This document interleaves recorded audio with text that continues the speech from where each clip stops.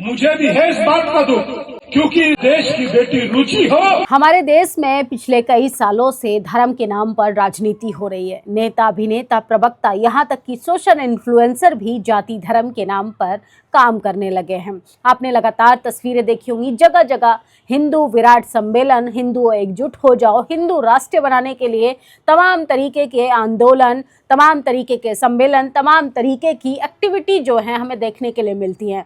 लेकिन क्या आपने कभी सोचा है कि जो हिंदुओं को एकजुट कर रहे हैं, उन्हीं हिंदुओं को जब पीटा जाता है, जब घसीटा जाता है, जब उनको उनके अधिकार से वंचित किया जाता है, तो तमाम ये हिंदू प्रेमी कहाँ चले जाते हैं। नमस्कार, मैं निधि रतन और आप देख रहे हैं नेशनल दस्तक। सबसे पहले आप ये वीडियो देखिए। इस वीडियो में जो शख्स आपको नजर आ रहा है, ये कहने के लिए तो सो कॉल्ड अपने आप को संत कहते हैं और इनका नाम है दीपांकर। सोचिए किस तरीके से इन्होंने अपने पीछे एक भव्य पोस्टर लगाया, प्रभु राम की तस्वीर है। हमें कोई आपत्ति नहीं है, सबकी अपनी श्रद्धा है, प्रभु राम को भी हम मानने वाले हैं।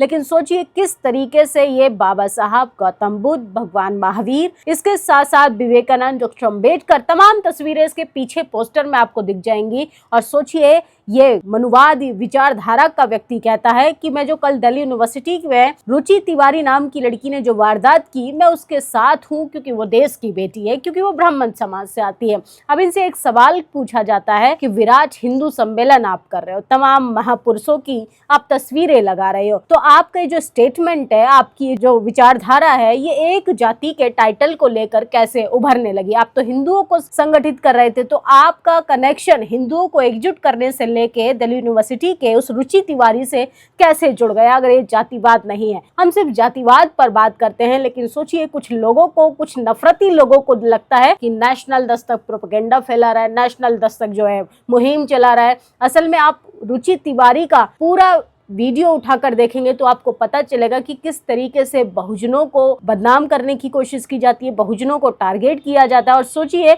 रुचि तिवारी नाम की ये जातिवादी महिला अपने आप को पत्रकार कहती है और किस तरीके से ये बहुजनों को उनके आत्मसम्मान के साथ ठेस पहुंचाने का काम करती है। कल तक जो बेटी आरक्षण को गाली दे रही थी, कल तक जो बेटी यूजीसी के खिलाफ जाकर नैरेटिव सेट कर रही थी, आज वो ऐसे साधु संतों की बेटी हो गई। उसका ये बयान सुनिए। मुझे भी है इस बात का दुख, क्योंकि देश की बेटी रुचि हो। तो सुना आपने, ये अपने आप को कहते हैं कि हम साधु संत हिंदुओं को एकजुट कर रहे हैं, लेकिन जातिवाद का नंगा नाच पूरे देश में चल रहा है। रुचि मेरे देश की बेटी है, बेटियों के सम्मान से वामपंथ को खेलने नहीं देंगे, जातिवाद हारेगा, हिंदुत्व जीतेगा। स्वामी दीपांकर है, अध्यात्म गुरु। सोचिए एक तो इस देश में अध्यात्म के नाम पर जो प्रोपेगेंडा फैलाया जा रहा है, सोचिए सबसे ज्यादा महिलाओं का यौन शोषण साधु संत बनकर होता है। किस तरीके से इस देश में पाखंड के नाम पर लगातार महिलाओं को टारगेट किया जाता है, ये जग जाहिर है। वही बेटी कल तक भीड़ को घुसकर आरक्षण का विरोध और एक समाज को पानी पिलाने का काम कर रही थी, तब तक ये चित्रा त्रिपाठी हो, शुभंकर मिश्रा हो, तमाम सो कॉल्ड पत्रकार, ANI जैसे नैरेटिव सेट करने वाले एजेंसीज जो हैं, जब अपने मुंह पर टेप लगाकर बैठे थे। जैसे ही आज रुचि तिवारी का वीडियो वायरल होने लगा तो सोचिए सबका जातिवाद सामने आ गया। और शर्मनाक है, RSS से ऐसी उम्मीद नहीं थी। शर्म लगता है ऐसे संगठन के लिए हमने 7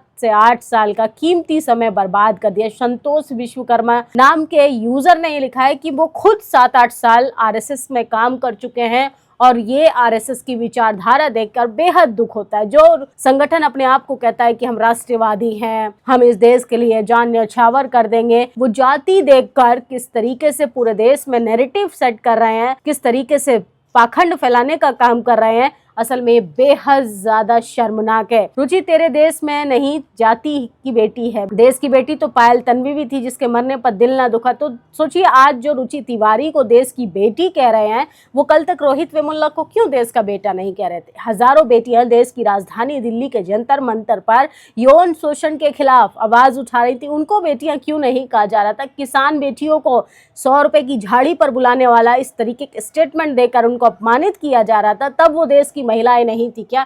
आज इस देश में जाति और पार्टी देखकर जिस तरीके से लोगों को टारगेट किया जा रहा है, वो बेहद शर्मनाक है, बेहद ज्यादा दुखद है। और सोचिए ये आदमी देखिए, इस आदमी का नाम है अजीत भारती। एक तो जातिवादी और ऊपर से इतना कुंठित मानसिकता का है कि इसके शब्दों में इसकी जाति का अहंकार जो है कूट कूट कर आपको दिखाई देगा। सोचिए ये किस तरीके से धर्मेंद्र प्रधान को आपत्तिजनक टिप्पणी कर उनको अमर्यादित शब्दों का इस्तेमाल कर उनका अपमान कर रहा है। इसी पर हम पलटवार कर देंगे तो ये लोग विक्टिम कार्ड प्ले करते हैं। फिर ये लोग कहते हैं कि तुमको तो हजारों साल से प्रताड़ित किया गया, तुम्हें तो आरक्षण चाहिए। अरे आरक्षण हमें तुम लोगों के जातिवाद से बचने के लिए नहीं चाहिए, हम तो चाहते हैं कि मेरिट सब में बराबर हो, हम इक्वालिटी हम चाहते हैं। लेकिन सोचिए जब ऐसी घटिया मानसिकता लोगों की होगी जो एक मंत्री को इस तरीके के शब्दों का चयन कर अपमानित कर सकते हैं, इससे अंदाजा लगाइए कि इस देश में जाति की जो जड़ें हैं वो कितनी मजबूत हैं। सोचिए अबे सुअर, इस तरह के फिक्स इंटरव्यू करवा कर तू कहाँ पहुंच जाएगा। 52 सेकंड का प्रश्न जिसमें स्पष्ट रूप से सरकार को बचाते हुए तर्क के साथ लोडेड पर्सन और उत्तर संविधान में किसी के साथ भी भेदभाव नहीं होना चाहिए।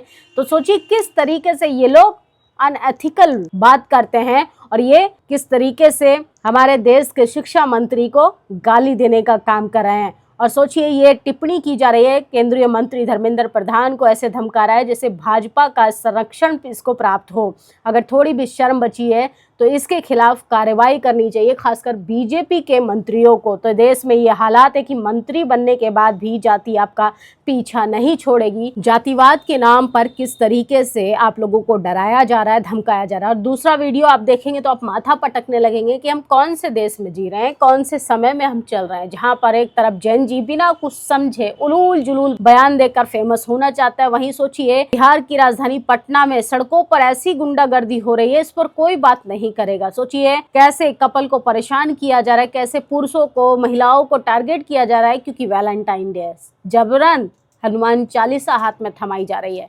अरे तुम गोबर पूजो, हमें कोई आपत्ति नहीं है, लेकिन तुम जबरदस्ती किसी के साथ नहीं कर सकते। इसका विरोध करना चाहिए क्योंकि हम संविधानवादी हैं, हम संविधान की बात करते हैं। और सोचिए उत्तर प्रदेश विधानसभा में नेता प्रतिपक्ष माता प्रसाद पांडे द्वारा सदन में कहना केवल से पूछा कि तुम चमार बनोगे और आरक्षण को एक जाति से जोड़ रहे हैं, बेहद शर्मनाक है। संवैधानिक सामाजिक रूप से भेदभावकारी सोच का खुला प्रदर्शन हो रहा है। उत्तर प्रदेश के विधानसभा चुनाव में एक पांडे नाम का मंत्री जाति सूचक शब्दों का इस्तेमाल करता है। अन्याय किसी एक जाति से संबंधित नहीं बल्कि ऐतिहासिक अन्याय को सुधारने का संवैधानिक अधिकार है। सदन केवल बहस का मंच नहीं बल्कि संविधान की आत्मा का प्रतिनिधि संस्थान है। ये प्रयुक्त हर शब्द सामाजिक संदेश देता है कि इसलिए किसी भी जनप्रति द्वारा जाति सूचक अपमानजनक संदर्भों का उपयोग करना गंभीर विषय माना जाएगा और चिंता का भी विषय है। तो सोचिए ये किस तरीके से माता प्रसाद पांडे हैं, कह रहे हैं सदन में कि आरक्षण को, और सोचिए एक विशेष कम्युनिटी को, शेड्यूल कास्ट की कम्युनिटियों को गाली देने का काम कर रहे हैं।